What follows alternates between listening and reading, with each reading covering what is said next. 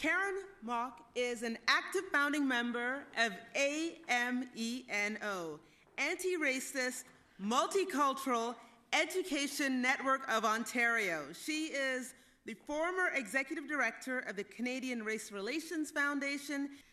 I first became aware of Renee, who is with the TDSB Adult Learning Center, through her volunteer work with WIN, the Women's Intercultural Network, and now I'm thrilled that she has joined the coordinating committee of AMENO. Why haven't you heard a lot about these organizations?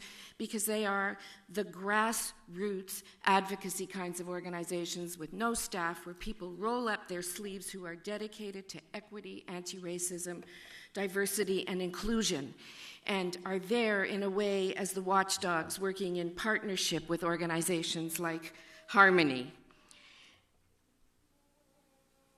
Renee really gets it, and that's why I was so honored to be able to nominate her. When I say really gets it, before we had words like intersectionality, Renee embodied the work in her school of recognizing that people's experience, their own narratives, their own stories, their background shapes who they are, but also what they think of others.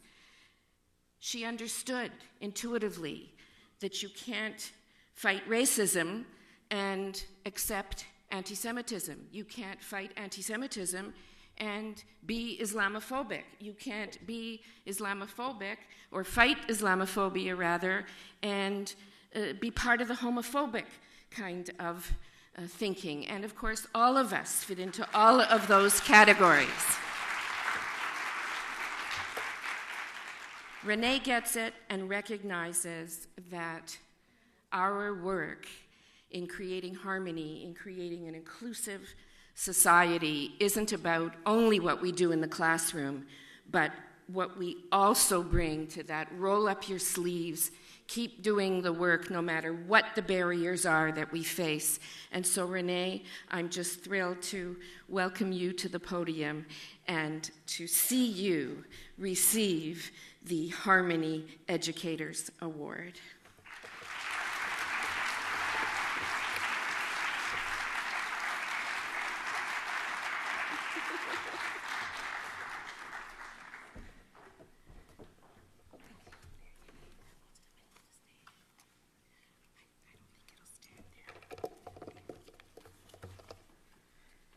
I have no problem talking in front of a classroom, but a setup like this with that big scary screen kind of freaks me out. So please forgive me for just reading. Thank you, Karen, for your kind words and for the nomination. Thank you to the Harmony Movement for recognizing the importance of social justice and inclusive education. I'm quite humbled by this recognition. Still not quite convinced that I deserve it, but I graciously accept it and would like to take this opportunity to speak out for my students. It would be remiss of me to be a teacher of social justice without shining a light on the inequalities I see every day at my school. I work in an adult day school, that is a high school for adults. Because my students are over the age of 20, the education they receive is paid with a fraction of the funding that regular high school students receive. They are put in intense programs with very large class sizes. Due to a lack of resources, those identified with learning disabilities are given little more than extra time on assessments. Those who are not identified do not get assessed, and they have to struggle on their own.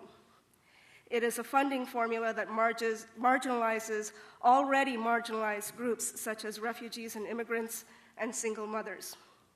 It is also a funding formula that I believe illustrates systemic ageism.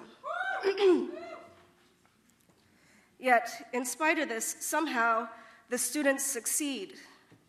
Every year, the City Adult Learning Center graduates more students than any other high school in Toronto, perhaps even Ontario, I believe.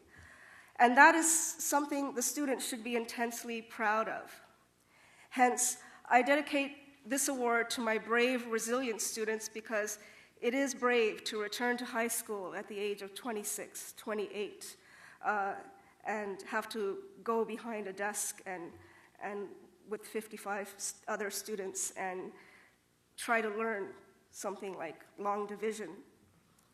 I dedicate this to them, and I also dedicate it to my fellow teachers, some of whom are here tonight, who, despite many limitations in the workplace, continue on a daily basis to foster an environment of support and caring that breeds success. Thank you.